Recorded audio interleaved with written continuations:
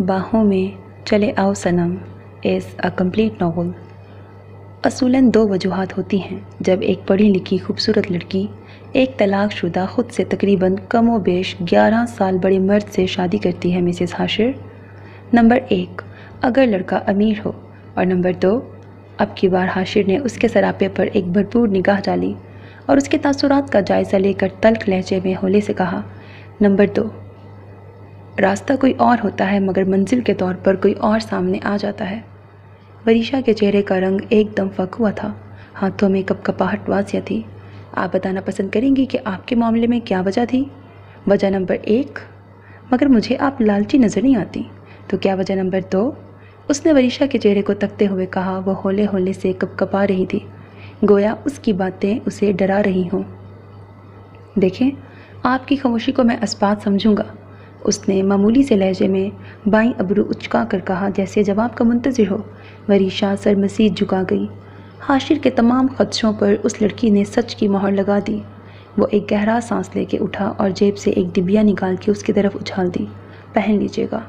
वो वॉशरूम की जानिब चल दिया। और हाँ, सो जाइएगा, काफ़ी देर हो गई। वो रही वार्डरोब कपड़े बदलने। लहजा सपाट था। तो तय रहा वरीशा, तुम्हारी किस्मत में मोहब्बत है ही नहीं। तुमको मोहब्बत मिल ही नहीं सकती। तुम इतनी बेमोल हो कि तुम्हारा शौहर शादी की पहली रात ही तुमसे ऐसे सवालात पूछ रहा है। लानत हो तुम पे। वो मुँह ही मुँह में बुड़बुड़ाती उठी और वार्डरोब की जानिब बढ़ गई। कुछ देर बाद बाहर आई तो हाशिर पूरे बेड पर कब्जा जमाए नींद की आगोश में जा चुका था। हाँ भई, मैं कौन सा जहेज़ में लाई हूँ बेड, यूं ही पसर के सोएंगे ये बेड पे अब, और मैं नमानी इस 2 सीटर सोफ़े पे। वो बुड़बुड़ाती हुई वॉशरूम में घुसी और मुंह हाथ धो के बाहर आई। वो अभी भी इसी पोजीशन में सो रहा था। वो खफकी भरी निगाहें लेकर उसे तकती रही और फिर वार्डरोब से कंबल उठाकर जैसे तैसे सोफ़े पर लेट गई। नींद की देवी जाने कब मेहरबान हुई और वो वादी ख्वाब में पहुंच गई। अरे क्या हो गया? अगर लड़का शादीशुदा है, खाते पीते घराने से है, और फिर ना सास नंद का झंझट, ना कोई और जिम्मेदारी, नौकर चाकर काम करते हैं, मैं तो कहती हूँ हाँ कर डालें। अशरफ साहब, रोज़ रोज़ कहाँ मिलते हैं ऐसे रिश्ते? सकीना बेगम ने हथेली पर सरसों जमाते कहा। अरे भली मानस, ऐसे कैसे ब्याह दूँ अपनी इकलौती बेटी को? और फिर लोग क्या कहेंगे कि शादीशुदा लड़के से ब्याहती बच्ची? अशरफ साहब ने रसानियत से कहा। फिर वही मुर्गे की एक टांग, लोग क्या कहेंगे? भाई, हम अपनी बेटी को ब्याह रहे हैं, ना कि लोगों की। फिर हालात का आपको पता ही है क्या चाह रहे हैं। आज तो इखराजात पूरे हो रहे हैं, शादी ब्याह की गुंजाइश है। फिर अगले साल सरमत की डॉक्टरी की पढ़ाई शुरू हो जाएगी और लड़की की शादी तबालत का शिकार हो जाएगी। अब ऐसे में एक अच्छा रिश्ता मिल रहा है तो बिस्मिल्लाह करें, बाकी अल्लाह निगहबान है। सकीना बेगम ने कहा। कह तो ठीक रही हो, मैं वरीशा बेटी से बात करने के बाद ही कोई फ़ैसला करूँगा।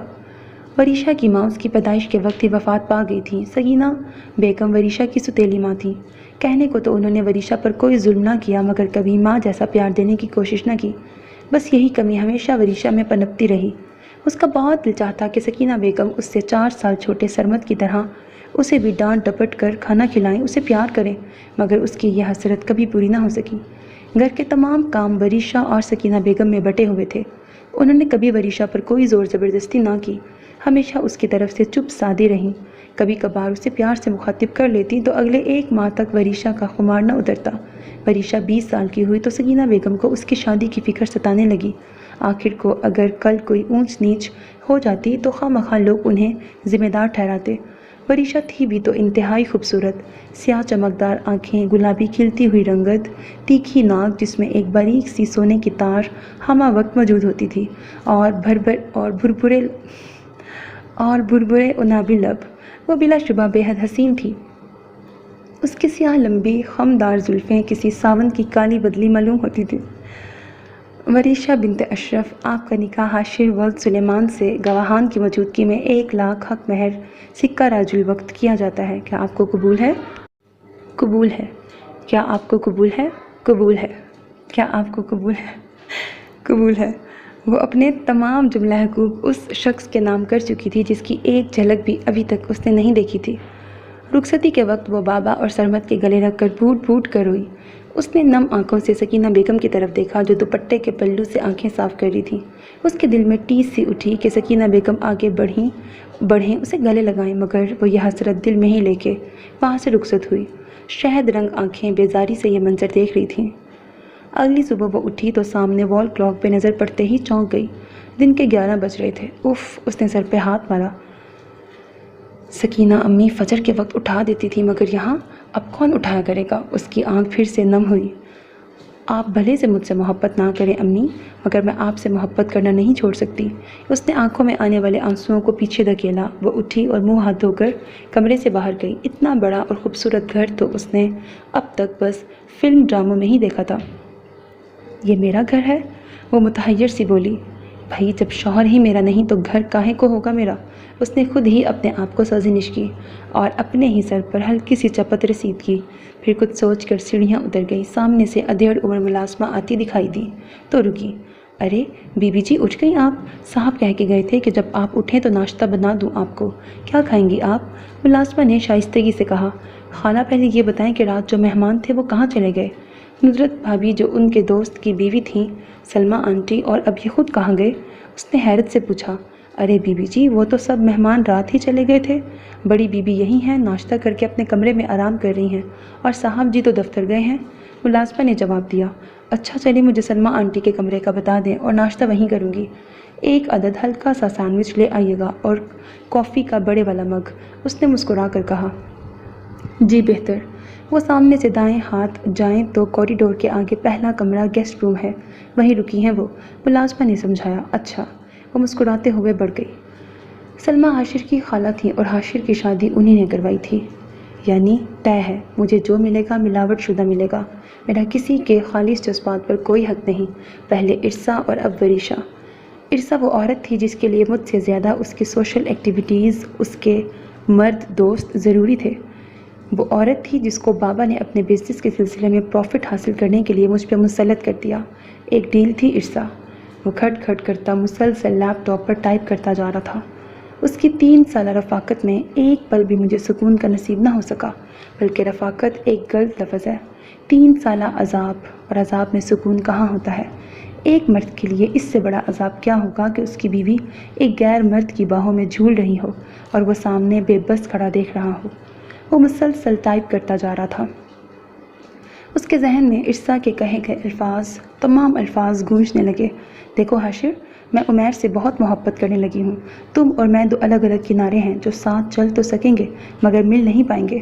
کیا فائدہ اصلاح حاصل سفر کا؟ تم ایک بہت اچھے انسان ہو یقیناً، کوئی بھی عورت تمہارا ساتھ پا کر خوش نصیب کہلوا سکتی ہے، مگر میں نہیں۔ ہم ایک جیسے نہیں ہیں حاشر۔ جو چیزیں تمہیں غلط لگتی ہیں وہ میرا لائف سٹائل ہے۔ چھوڑ دو مجھے۔ ارسا مختصر سی ریڈ کلر کی سلیو لیس ٹاپ اور جینز میں ملبوس اس کے سامنے کھڑی تھی۔ حاشر کو لگا اس کا ایک ایک لفظ درست ہے، اور ویسے بھی اب تک وہ یہ رشتہ پاپا کے کہنے پر نبھا رہا تھا، مگر اندر کہیں اس کے دل میں بھی یہی سب پنپ رہا تھا۔ وہ خود بھی ختم کر دینا چاہتا تھا اس بے فیض رشتے کو۔ یوں بنا کسی لڑائی اور جھگڑے کے ارسا اور حاشر نے اپنا رشتہ ختم کر لیا۔ بات یہ نہیں کہ ایسے رشتے ناپائیدار ہوتے ہیں جہاں ہم آہنگی اور باہمی مفاہمت نہ ہو، بلکہ رشتہ تو تب کمزور پڑتا ہے جب دونوں فریقوں میں ہم آہنگی پیدا کرنے کی صلاحیت سرے سے ہی مفقود ہو۔ ایسے رشتے کو آسانی سے ختم کرنا ہی بہتر ہے۔ حاشر نے پھر بھی کوشش کی تھی کہ وہ ارسا کو صحیح رستے پر لا سکے، مگر بات یہ تھی کہ ارسا اس غلط رستے کی رنگینیوں میں کھو چکی تھی۔ وہ صحیح رستے پر آنا ہی نہیں چاہتی تھی۔ وہ 28 سالہ ایک ناسمجھ عورت تھی۔ عموماً 17-18 برس کی عمر میں لڑکیوں میں گمراہ ہونے کا مادہ جوش پر ہوتا ہے، مگر 28 سالہ پختہ ذہن کی مالک عورت بھی اکثر و بیشتر وہی غلطیاں کر بیٹھتی ہے جو اس نے 17-18 سال کی عمر میں بھی نہیں کی ہوتی۔ کیا کچھ نہیں تھا اس کے پاس؟ ہر شے تھی، شوہر، گھر بار، پیسہ، ہر آسائش۔ ایک حلال رشتے میں موجود خوشی کو وہ محسوس کرنا ہی نہیں چاہتی تھی۔ کسی غیر مرد کے بستر کی زینت بنی عورتوں کو کون مرد برداشت کرتا ہے؟ انہیں تو وہی غیر مرد بھی حلال رشتے کے لیے قبول نہیں کرتا جس کے لیے وہ اپنی عزت لٹاتی ہیں۔ حاشر کا ظرف بہت بڑا تھا کہ اپنی راتیں گھر سے باہر گزارنے والی عورت کو اس نے 3 سال تک اپنی زندگی میں شامل رکھا۔ اس عورت کو جو گھر سے باہر رات گزارنے کو پارٹی کا نام دیتی تھی، اب وہ عورت جاتے جاتے حاشر کے بڑے دل اور بڑے ظرف کو نسبتاً چھوٹا کر گئی تھی۔ اب وہ کسی ایسے رشتے میں بننا چاہتا تو تھا، مگر اندر ہی اندر عورت کا یہ روپ اس کے ذہن سے چپک کے رہ گیا تھا۔ وریشا، اس نے زیر لب نام دہرایا اور چیئر کی پشت سے سر ٹکا کر آنکھیں موند گیا۔ سلیمان، حاشر کب تک یوں ہی تنہا رہے گا؟ 5 سال ہو گئے اس کی طلاق کو، اتنا وقت بہت ہوتا ہے، اب میرے خیال سے اس کو شادی کر ہی لینی چاہیے۔ سلمیٰ بیگم نے اپنے بہنوئی سلیمان صاحب سے کہا۔ سلمیٰ آپا، میں نے 1-2 بار سنجیدگی سے حاشر کو یہ معاملہ سمجھانے کی کوشش کی، مگر وہ راضی نہیں ہے۔ وہ کہتا ہے کہ اب اس کے اندر ایسا کوئی رشتہ نبھانے کی گنجائش نہیں۔ سلمان صاحب نے اصل مدعا بیان کیا۔ بھائی، اسے سمجھنا چاہیے، اب ہر کوئی لڑکی عرصہ تو نہیں ہوتی نا۔ حاشر کی ماں ہوتی تو وہ یہ کام خود کرتی، مگر بہن کے بعد حاشر کا گھر بسانا میری ذمہ داری ہے۔ اگر عرصہ کی دفعہ آپ نے زبردستی نہ کی ہوتی تو میں ایسی لڑکی کو اپنے حاشر کی دلہن کبھی نہ بناتی، مگر آپ کے لیے بیٹے سے زیادہ بزنس ڈیل ضروری تھی۔ نہ چاہتے ہوئے بھی سلمیٰ بیگم کا لہجہ تلخ ہو گیا۔ بس آپا، کبھی کبھی انسان بہت مفاد پرست ہو جاتا ہے۔ عرصہ کے باپ نے اس ڈیل کے لیے ڈھکے چھپے لفظوں میں یہی شرط رکھی تھی، اور ان دنوں بزنس کی حالت بہت خراب تھی، سو مجھے یہی بہتر لگا۔ مگر اب سوچتا ہوں کہ میں نے اپنے بیٹے کی زندگی برباد کر دی۔ اب اسے سمجھانا چاہوں بھی تو وہ بات کو ٹال دیتا ہے۔ 1-2 بزنس پارٹنرز کی بچیاں ہیں میری نظر میں۔ سلمان صاحب نے چائے کا مگ منہ سے لگایا۔ رہنے دیں، اب یہ کام میں خود ہی کر لوں گی۔ جس کلاس کی لڑکیاں آپ کی نظر میں ہیں وہ عرصہ سے مختلف نہیں ہوں گی۔ میری سمجھ میں تو یہ آ رہا ہے کہ ہم حاشر کی دلہن کسی مڈل کلاس فیملی سے لائیں۔ ایسی لڑکیاں عموماً شوہر کی وفادار ثابت ہوتی ہیں۔ صالحہ کی ایک سہیلی ہوا کرتی تھیں، سکینہ۔ سلمیٰ بیگم نے چھوٹی بہن کا نام لیا۔ اس کی بیٹی ہے میری نظر میں۔ کیا بھلا سا نام ہے اس کا؟ سلمیٰ بیگم نے لمحہ بھر کو سوچا۔ ہاں، وریشا، ماشاءاللہ بہت پیاری بچی ہے۔ صالحہ کی چھوٹی بیٹی انسا کی شادی میں ملاقات ہوئی تھی، گریجویشن کیا ہے بس، معصوم اور بھولی بھالی سی بچی ہے۔ اور پھر سکینہ اس کی سوتیلی ماں ہے، تربیت بھی یقیناً سخت ہی کی ہوگی۔ مجھے تو اسے دیکھتے ہی اپنے حاشر کا خیال آیا۔ عین حاشر کے جوڑ کی ہے شکل و صورت سے۔ ایسی لڑکیاں اچھی بیوی اور بہو ثابت ہوتی ہیں۔ میں نے سوچا آپ سے بات کر کے یہ معاملہ طے کروں۔ ویسے بھی میں یہاں بس مزید 1 ماہ کے لیے ہوں پاکستان میں۔ سفید پوش لوگ ہیں، جلد نکاح کر کے رخصت کر دیں گے۔ سلمیٰ بیگم نے پورا لائحہ عمل ترتیب دیا۔ آپا، آپ کی بات سے تو متفق ہوں، کوئی اعتراض بھی نہیں، مگر حاشر؟ سلمان صاحب نے الجھے سے لہجے میں کہا۔ اس کی فکر مت کریں، مان جائے گا، خالہ ماں ہوں اس کی میں۔ نہیں خالہ ماں، نہیں کرنی مجھے شادی، آپ تو سب جانتی ہیں نا، حاشر نے جھنجھلا کے کہا۔ ہاں، سب جانتی ہوں، بھول کیوں نہیں جاتے سب؟ ہاں، اور میری بات کو ذہن میں بٹھا لو، تمہاری شادی ہوگی تو ہر حال میں ہوگی۔ پھر اگر وریشا تمہیں پسند نہ آئی تو میں کوئی اور لڑکی ڈھونڈ لوں گی۔ تم کوئی ٹین ایجر نہیں جسے ایک بات 100 دفعہ سمجھانی پڑے۔ 33 برس کے ہو گئے ہو اب، بس۔ سلمیٰ بیگم نے غصے سے کہا۔ خالہ ماں، وہ منمنایا۔ بس، جو میں نے کہنا تھا کہہ دیا۔ تمہارے بیڈ کے سائیڈ ڈراور پر تصویر رکھی ہے، دیکھ لینا، سلمیٰ بیگم نے کہا اور باہر چل دی۔ یہ صحیح بات ہے بھائی، 33 برس کے بچے، اوہ، مرد پر زبردستی۔ وہ خفا سا خود سے گویا ہوا۔ تصویر دیکھوں یا نہ؟ نہیں دیکھتی میں نے، وہ بڑبڑایا۔ مگر دیکھنے میں کیا حرج ہے؟ اس نے اپنے سر پر ہولے سے چپت رسید کی اور دراز پر پڑا لفافہ اٹھایا، کھولا، مگر تصویر کا رخ اپنی جانب موڑنے سے پہلے ایک گہرا سانس لیا۔ وہ یوں ہی کرتا تھا، جب نہایت بیزاری میں ہوتا تو خود کو کام ڈاؤن کرنے کے لیے گہرا سانس لیتا۔ اس نے بیزاری سے تصویر کا رخ پلٹا۔ لڑکی تھی یا کوئی اپسرا؟ پل بھر کو وہ فیصلہ نہ کر پایا۔ چہرے پر ایک دل نشیں سی مسکراہٹ جمائے، دونوں ہاتھوں کو تھوڑی تلے جمائے وہ غالباً کسی روسٹرم پر چہرہ رکھے ہوئے تھی۔ وہ کالج یونیفارم میں ملبوس تھی، چہرے پر بے انتہا معصومیت لیے وہ سیدھا دل میں اتر رہی تھی۔ اس نے ہونٹوں کو سکیڑا۔ او مائی گاڈ! یکدم یہ الفاظ اس کے لبوں سے بسلے۔ مگر یہ میری قسمت میں کیسے ہو سکتی ہے؟ ایک خوبصورت پڑھی لکھی کم عمر لڑکی جو نہ طلاق یافتہ ہے نہ بیوہ، وہ مجھ سے شادی کیوں کرے گی؟ اس سوچ کا آنا تھا کہ اس کی ساری اتھل پتھل دھڑکنیں واپس معمول پہ آ گئیں۔ وہ نہیں جانتا تھا کہ عام طور پر درمیانے طبقے سے تعلق رکھنے والی زیادہ تر لڑکیوں کی اپنی مرضی کب ہوتی ہے۔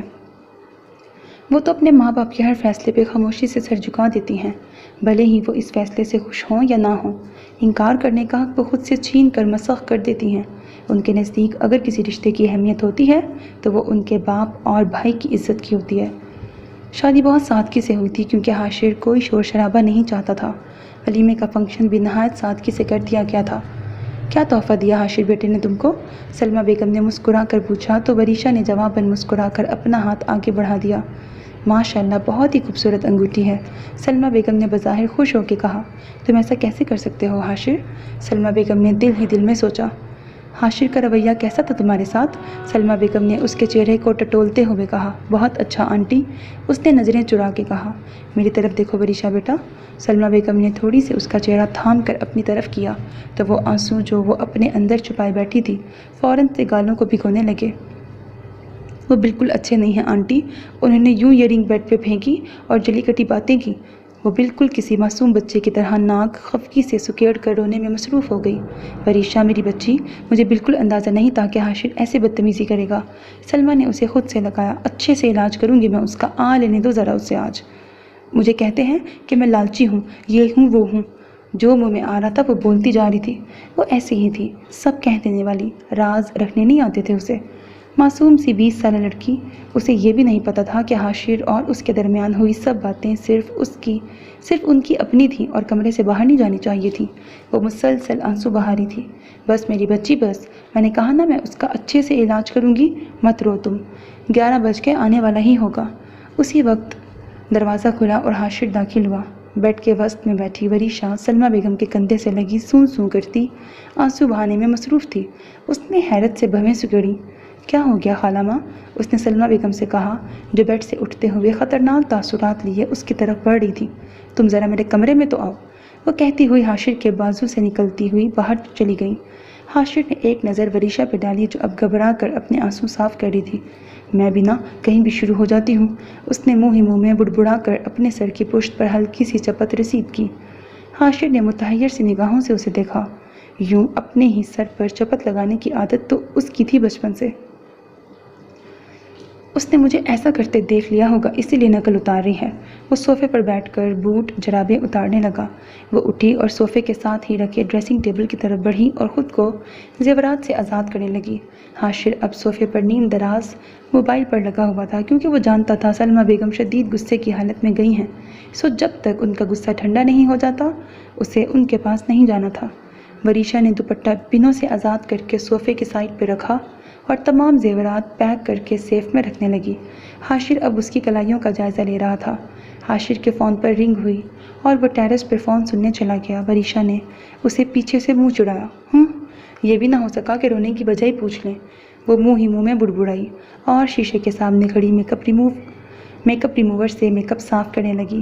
حاشر واپس آ کے وہیں بیٹھ گیا۔ جب میک اپ صاف کر چکی تو دوپٹے کا خیال آیا جس کا کونا اب حاشر کے نیچے تھا۔ اس نے ایک نظر اسے دیکھا اور ہاتھ بڑھا کر دوپٹہ کھینچا۔ حاشر اس کی کارروائی سے واقف تھا مگر ٹس سے مس نہ ہوا، جیسے موبائل میں مصروف ہو کر ارد گرد بھول گیا ہو۔ جانے کس نے گوڑی سے میسیجز پہ بات فرما رہے ہیں، وہ عادتاً بڑبڑائی تھی۔ آپ نے کچھ کہا؟ حاشر نے چونک کر اسے دیکھا۔ نہیں، وہ میرا دوپٹہ آپ کے نیچے ہے، وہ دے دیں، اس نے سٹ پٹا کے کہا۔ ہلکے گلابی رنگ کی کامدار فراک میں وہ کوئی حور ہی تو لگ رہی تھی۔ حاشر نے ایک بھرپور نظر اس پہ ڈالی۔ وہ دوپٹہ دینے ہی والا تھا کہ دوپٹہ پکڑنے کے لیے ایک قدم آگے ہوتی وریشا اپنے تمام تر وزن کے ساتھ توازن کھوتی اس پہ آ گری۔ اف! حاشر نے اپنے سینے کو مسلتے ہوئے کہا۔ وہ مکمل طور پر بوکھلا سی گئی تھی، بار بار اٹھنے کی کوشش کرتی اور اس کوشش میں مزید اس کے قریب ہو جاتی۔ حاشر نے کسی فسوں کے عالم میں اس کے چہرے پر آتی لٹوں کو پیچھے کرتا گویا ہوا۔ محترمہ وریشا، یہ کون سا طریقہ ہے دوپٹہ لینے کا؟ ہاں، میں تو ویسے بھی دینے ہی والا تھا، گرنے کی کیا ضرورت تھی؟ وہ مسکراہٹ دباتا ہوا گویا ہوا۔ وہ میں خود ہی نہیں گری، آپ نے گرایا، وہ سرخ پڑتے چہرے کے ساتھ بولی۔ میں نے گرایا؟ وہ معصومیت سے بولا۔ چلے ٹھیک ہے، میں نے گرایا، اب نہیں اٹھنے دوں گا۔ وہ شرارتی لہجے میں بولا۔ دیکھیں، شرافت کا مظاہرہ کرتے ہوئے مجھے چھوڑیں اور جانے دیں، ورنہ میں اس سے آگے بات نہ بن پڑی تو وہ خاموش ہو گئی۔ ورنہ تم کیا؟ وہ اس کی ناک میں موجود باریک سی تار کو اپنی شہادت کی انگلی سے نرمی سے چھوتا ہوا بولا، میں سلمیٰ آنٹی کو آواز دے دوں گی۔ وریشا نے اس کی وارفتگی سے بچنے کے لیے منہ اسی کے سینے میں چھپا لیا۔ کمرے میں حاشر کا کہا گونجا، لیں چھوڑ دیتا ہوں، مجھے ویسے بھی کوئی شوق نہیں ہے کسی کو پکڑنے کا۔ وہ اسے خود سے ہٹاتا ہوا بولا۔ وریشا کا چہرہ مارے شرم کے سرخ پڑ چکا تھا، گویا لہو ٹپکانے والا ہو۔ حاشر نے دوپٹہ اسے پکڑایا، جسے تھام کر وہ بھاگتے ہوئے وارڈروب میں بند ہو گئی۔ حاشر نے اپنے سر پر ہولے سے چپت رسید کی اور آنکھیں موند کر صوفے کی پشت سے ٹیک لگا لی۔ کیا کر رہے ہو حاشر؟ وہ لڑکی اپنے دل میں کسی اور کو بسائے ہوئے ہے اور تم اسے زبردستی اپنا بنانا چاہتے ہو۔ ایک منفی سوچ اس کے دماغ میں آئی اور دل کی ہر دھڑکن کو معمول پر لے آئی۔ نہیں، میں ایسا نہیں کر سکتا، وہ میری نہیں ہے۔ اس نے دل کو سمجھایا مگر دل سن ہی گھبرا تھا۔ وہ کسی اور سے محبت کرتی ہے، دماغ نے کہا اور دل نے سر جھکا دیا۔ اس نے تعصب سے سر جھٹکا اور سلمیٰ بیگم کے کمرے میں چل دیا۔ تم نے وریشا کو عرصہ کی انگوٹھی پہنائی جو وہ یہیں چھوڑ گئی تھی۔ سلمیٰ بیگم غصے سے گویا ہوں، مجھے نیا تحفہ خریدنے کا وقت نہیں ملا۔ حاشر نے نظریں چرا کے کہا، وقت نہیں ملا یا خریدنا ہی نہیں چاہتے تھے؟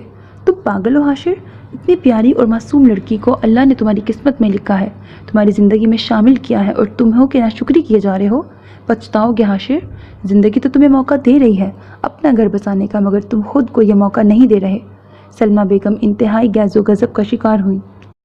آپ کو کیا پتہ خالہ ماں، وریشا معصوم اور پیاری تو ہے مگر میری نہیں ہے، کسی اور کے خواب دیکھتی ہے، وہ کسی اور کو چاہتی ہے۔ حاشر دل ہی دل میں گویا ہوا۔ اس کی نظروں میں وہ منظر گھوم گیا جب وریشا سلمیٰ بیگم کے کندھے سے لگی آنسو بہا رہی تھی۔ ضرور اس کی یاد آ رہی ہوگی۔ حاشر نے سر جھٹکا۔ اب جواب دو گے یا نہیں؟ سلمیٰ بیگم نے پوچھا۔ اس نے کیا کہا ہے آپ سے خالہ ماں؟ وہی کچھ جو تم نے اسے سنایا تھا، سلمیٰ بیگم نے کہا، یعنی اپنی طرف کی بات گول کر گئی۔ حاشر بڑبڑایا تھا، کچھ کہا تم نے؟ نہیں، وہ میں کہہ رہا تھا کہ آئندہ آپ کو شکایت کا موقع نہیں ملے گا۔ حاشر نے سٹ پٹا کے کہا، ملنا بھی نہیں چاہیے۔ سلمیٰ بیگم بولی، اچھا نا خالہ ماں، اب غصہ تھوک بھی دیں۔ وہ سلمیٰ بیگم سے تو غصہ تھوکنے کا کہہ رہا تھا مگر اندر ہی اندر اسے خود کو اس بات کا غصہ آ رہا تھا، یہ وریشا کو کوئی مسئلہ تھا تو وہ اس سے کہتی۔ سلمیٰ بیگم کو شکایتیں لگانے کی کیا ضرورت تھی؟ وہ بدگمان ہو رہا تھا۔ کیا انسان ہے، کل مجھے کیا کچھ نہیں کہا، مجھے بولنے کا موقع ہی نہیں ملا اور اتنا کچھ کہہ گیا، انتظار بھی نہیں کیا کہ میں کچھ بولوں، اور آج؟ وہ سوچ کے رہ گئی، اپنا کمبل اٹھا کر صوفے پر دراز ہو گئی مگر نیند آنے کا نام ہی نہیں لے رہی تھی۔ بار بار سکینہ امی کی یاد آتی، اشرف صاحب کی یاد آتی اور کبھی سرمد کا معصوم چہرہ نگاہوں میں گھومنے لگا۔ اشرف صاحب نے تو فون پر خیریت معلوم کر لی تھی مگر سکینہ بیگم، جانے کیوں امی کا دل اتنا سنگ دل ہے۔ اتنے سال تو انسان کو پالتو جانور سے بھی انسیت ہو جاتی ہے، پھر میں تو انسان ہوں، ستیلی ہی صحیح مگر بیٹی تو ہوں نا۔ وہ بے آواز رونے لگی جب ہی حاشر کمرے میں داخل ہوا۔ چینج کرنے کے بعد بیڈ پر دراز ہو گیا اور کمبل منہ تک اوڑھ لیا۔ وریشا کے رونے کی آواز اسے مسلسل ڈسٹرب کر رہی تھی۔ کیوں رو رہی ہو وریشا؟ اس نے کمبل سے چہرہ نکال کر یوں ہی لیٹے لیٹے پوچھا۔ نصیب پھوٹ گئے ہیں میرے، اس لیے رو رہی ہوں۔ آپ سے مطلب؟ بلکہ نہیں، اب نہیں پھوٹے، جس دن سے پیدا ہوئی ہوں نا اسی دن سے پھوٹے ہوئے ہیں۔ وہ بھرائی ہوئی آواز میں بنا سوچے سمجھے بولی تھی۔ ہاں تو نہیں کرنی تھی نا شادی، اب اگر اتنی ہی یاد آ رہی ہے کسی کی؟ وہ منہ بسور کر کہتا پھر سے کمبل میں گھس گیا۔ ہاں، وہ کیوں رو رہی تھی اور وہ کیا سمجھا تھا؟ بھاڑ میں جائیں آپ، وہ چلا کر اٹھی اور تکیہ اٹھا کر اس کی طرف پھینکا، کمبل بھی اٹھا کے پھینکا۔ حاشر اچھل کر بیڈ سے اٹھا اور بار بار اپنے بچاؤ کے لیے چہرے کو بازوؤں کی آڑ میں چھپاتا وہ ڈریسنگ ٹیبل کی طرف بڑھی اور جو چیز ہاتھ میں آتی جا رہی تھی وہ اٹھا کر مارتی جا رہی تھی۔ وریشا رکو، سنو تو، کیا ہو گیا ہے؟ سوری، میں نے کیا کہا؟ مگر وہ سن کہاں رہی تھی، بس چیزیں پٹکتی جا رہی تھی۔ رات کے 12 بج رہے تھے۔ سلمیٰ بیگم کا کمرہ نیچے تھا ورنہ سب آوازیں بآسانی ان تک پہنچ جاتی۔ جب وریشا تھک گئی تو دروازہ کھول کر ٹیرس پہ چلی گئی۔ وہ منڈیر پر دونوں ہاتھ جمائے گہرے گہرے سانس لے رہی تھی، آنکھوں میں بے بسی کے آنسو رواں تھے۔ کیا ہو کیا گیا ہے اس لڑکی کو؟ حاشر نے بیڈ کے نیچے سے نکلتے ہوئے کہا۔ وہ 33 سال کا مرد تھا جسے اس لڑکی نے بری طرح پیٹ کے رکھ دیا تھا۔ ماتھے پر پرفیوم کی بوتل لگنے سے خون نکل رہا تھا۔ یا وحشت، خالہ ماں کس پاگل خانے سے اٹھا کے لائی ہیں تمہیں؟ حاشر نے اسے کندھوں سے تھام کر اس کا رخ اپنی جانب کیا تو وہ رو رہی تھی، اس کا پورا وجود ہچکیوں کی زد میں تھا۔ یا خدا، یہ لڑکی پاگل کر دے گی مجھے، یار پٹائی تم نے میری کی ہے، رو کیوں رہی ہو؟ حاشر نے آہستہ سے اسے اپنے کندھے سے لگایا۔ آپ بہت گھٹیا انسان ہیں، وہ اس کی شرٹ کو مٹھیوں میں بھینچتے ہوئے روتے ہوئے کہہ رہی تھی۔ اچھا ٹھیک ہے میں ہوں۔ حاشر نے مسکرا کر اس کا سر سہلایا تھا۔ بے حد، وریشا نے کہا۔ ہاں بے حد، وہ پھر سے مسکرایا۔ آپ نے کل بہت بری باتیں کی، آپ نے کہا میں لالچی ہوں، کسی اور کو، وہ بھرائی ہوئی آواز میں بولی مگر اس سے آگے نہ بول پائی۔ وہ حیران سا ہوا۔ اگر میں خاموش تھی، بول نہیں پا رہی تھی تو آپ کو سمجھنا چاہیے تھا نا، آپ نے مجھے غلط کیوں سمجھا؟ اس کے آنسو مزید روانگی سے بہنے لگے۔ پاگل ہو تم وریشا، تم کیوں کسی کے بھی پریشر میں آ کر ایسے کہہ رہی ہو؟ دیکھو میں کچھ نہیں کہوں گا تمہیں، چند دن گزر جانے تو پھر ہم بنا کسی لڑائی جھگڑے کے یہ رشتہ ختم۔ اس سے پہلے کہ وہ کچھ اور کہتا، وریشا نے اسے خود سے الگ کر کے زور سے پیچھے دھکا دیا اور کمرے میں جا کے ٹیرس والے دروازے کو کنڈی لگا دی۔ مرے آپ ٹھنڈ میں، آپ کی عقل اور ہوش دونوں پٹھے چڑھنے گئے ہوئے ہیں، وہ پھر سے چلائی۔ پوری رات دسمبر کی یخ ٹھنڈی سردی میں گزارنے کے خیال سے ہی اسے جھرجھری آ گئی۔ اچھا سنو تو، میں اب کچھ نہیں کہوں گا، تم یہ دروازہ تو کھولو یار، اندر آنے دو، حاشر نے بیچارگی سے کہا۔ نہیں، صبح کو آئیے گا، آج تو میں اس بڑے سے بیڈ پہ اکیلی مزے سے سوؤں گی۔ کل تو آپ پورے بیڈ پہ پھیل کے سو رہے تھے، مجھے اس 2 سیٹر صوفے پہ لمک کے سونا پڑا، اس نے دانت پیستے ہوئے کہا۔ اچھا میری ماں، میں صوفے پہ سو جاؤں گا مگر اتنی ٹھنڈ میں یہاں؟ وہ لہجے کو حد درجے بیچارگی سمو کر بولا۔ ماں؟ ہاں ماں سے یاد آیا، میں تو امی کو یاد کر کے رو رہی تھی، اور آپ نے کہا استغفر اللہ، واہیات سوچ ہے آپ کی، اس نے جالی دار دروازے کی دوسری طرف کھڑے حاشر کو دیکھ کے کہا، اور دفعتاً چونکی۔ حاشر کے سر سے مسلسل خون بہہ رہا تھا۔ اس نے فوراً سے دروازہ کھولا۔ آپ نے بتایا کیوں نہیں، آپ کو چوٹ لگی ہے؟ وہ اس کا ہاتھ تھام کر اسے صوفے تک لائی اور بٹھایا۔ فرسٹ ایڈ باکس کدھر ہے؟ اس نے پریشانی سے پوچھا۔ وہ سامنے والے ڈرار میں، حاشر نے خفگی سے منہ موڑ کے کہا۔ وہ فٹافٹ سے باکس لائی اور اس کے پاس کھڑی ہو کر جھک کر زخم صاف کرنے لگی۔ کانچ لگنے کی وجہ سے ایسا ہوا تھا، سد شکر کے زخم معمولی سا تھا۔ وہ نہایت دلچسپی سے اسے دیکھ رہا تھا۔ وہ ہونٹوں کو سکیڑے روئی پر پایوڈین لگا کر زخم کو صاف کرنے میں پوری طرح محو تھی۔ حاشر نے آنکھیں موند لیں اور اس احساس کو محسوس کرنے لگا جو اس کے اس طرح اپنی پرواہ کرنے پر اسے محسوس ہو رہا تھا۔ اسے یاد آیا جب 6 سال پہلے اس کا ایکسیڈنٹ ہوا تھا تو ارسا گھڑی بھر کو ہسپتال گئی اور پھر مصروفیت کا بہانہ کر کے چلی گئی۔ بھلا شوہر سے بڑھ کر کیا مصروفیت ہو سکتی تھی؟ وہ نہ چاہتے ہوئے بھی ارسا اور وریشا کا موازنہ کر بیٹھا تھا۔ وریشا سنی پلاس لگانے لگی تو اس کو درد کا احساس ہوا، پتہ نہیں ماتھے پر یا دل پر۔ I am so sorry Hashir, میں ایسی تو نہیں ہوں، میں نے یوں کبھی کسی کو چوٹ نہیں پہنچائی، سرمد کے علاوہ وہ بیچارہ بھی ایسے ہی زخمی ہوتا تھا، میں اپنے حواس میں نہیں تھی، سوری، اس نے ہاتھ باندھ کر سامنے کھڑے ہو کے کہا۔ فرسٹ ایڈ باکس وہ سائڈ پہ رکھ چکی تھی۔ یہاں بیٹھو۔ حاشر نے اس کا ہاتھ تھام کر اسے اپنے سامنے بٹھایا۔ تمہیں سوری کرنے کی ضرورت نہیں وریشا، غلطی میری تھی، بلکہ میری بھی نہیں تھی۔ ارسا نے جو کچھ میرے ساتھ کیا، میں اندر سے شدید بدگمان ہو چکا تھا۔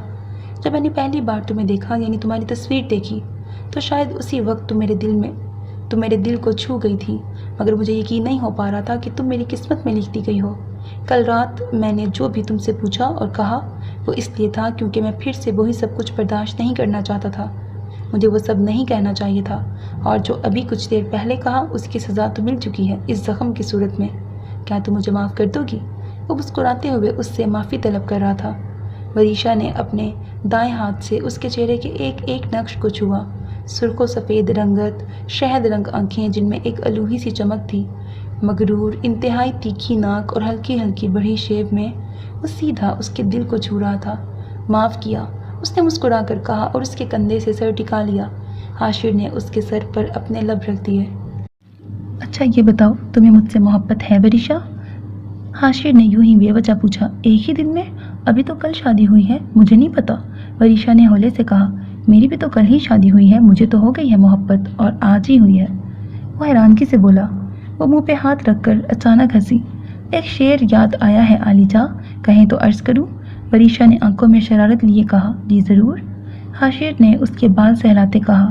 وہ ہنوز اس کے کندھے سے سر ٹکائے ہوئے تھی۔ محبت مجھے ان جوانوں سے ہے، وریشا نے ایک ادا سے کہا۔ اقبال؟ اس وقت نہیں وشا، کوئی غالب کا شعر سناؤ نا، حاشر نے جھنجھلا کر اس کے بال بگاڑتے کہا۔ پورا سن تو لیں، وہ ناراضگی سے گویا ہوئی۔ اچھا سناؤ۔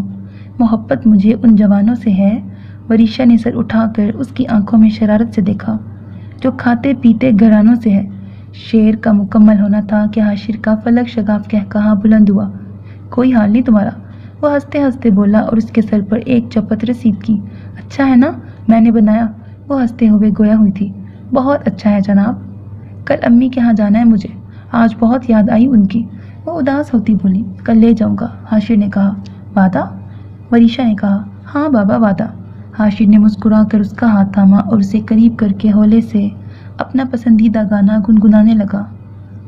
باہوں میں چلے آؤ ہم سے صنم کیا پردہ، یہ آج کا نہیں ملن، یہ سنگ ہے عمر بھر کا۔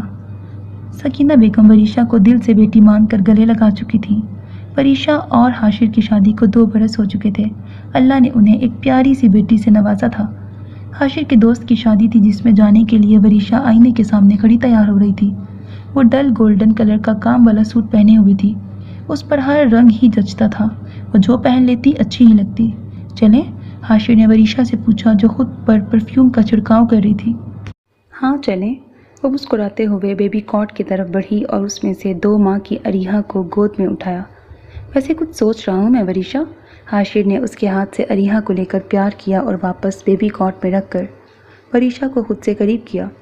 ابھی تو دیر ہو رہی ہے آپ کو اور اب آپ شروع ہو گئے ہیں، وہ ناک سکیڑ کے بولی۔ دیر؟ میں سوچ رہا ہوں افق سے معذرت کر لوں اور شادی پر جائیں ہی نا۔ اس نے اس کے چہرے پر آتی لٹوں کو پیچھے کرتے اس کی پیشانی پر نہایت محبت سے ایک مہر ثبت کی۔ جی نہیں، 1 گھنٹہ لگا کے تیار ہوئی ہوں، جانا تو ہر حال میں ہے، وہ اسے پیچھے کرتے ہوئے بولی اور اریحا کو گود میں اٹھایا۔ کیا یار، وہ جھلا کے بولا اور پھر اسے چڑھانے کے لیے اپنا وہی پسندیدہ گانا شروع کر دیا۔ باہوں میں چلے آؤ صنم، ہم سے صنم کیا پردہ، یہ آج کا نہیں ملن، یہ سنگ ہے عمر بھر کا۔ کبھی کبھی کچھ تو کہو پیا ہم سے کم آج تو کھل کے ملا کرو ہم سے، ہے رات اپنی جو تم ہو اپنے، کسی کا پھر ہمیں ڈر کیا، باہوں میں چلے آؤ ہم سے صنم کیا پردہ۔ So very Aziz listeners, this was the end of this novelette. Hope that you like it. اپنا بہت خیال رکھیے گا نیک تمناؤں کے ساتھ۔ اللہ حافظ۔ اگر ابھی تک آپ نے میرے چینل کو سبسکرائب نہیں کیا تو چینل کو سبسکرائب کرنا، ویڈیو کو لائک کرنا ہرگز نہ بھولا کریں، because that's how you can encourage me and that's the only kind of support and encouragement which I want from all of you. اللہ حافظ۔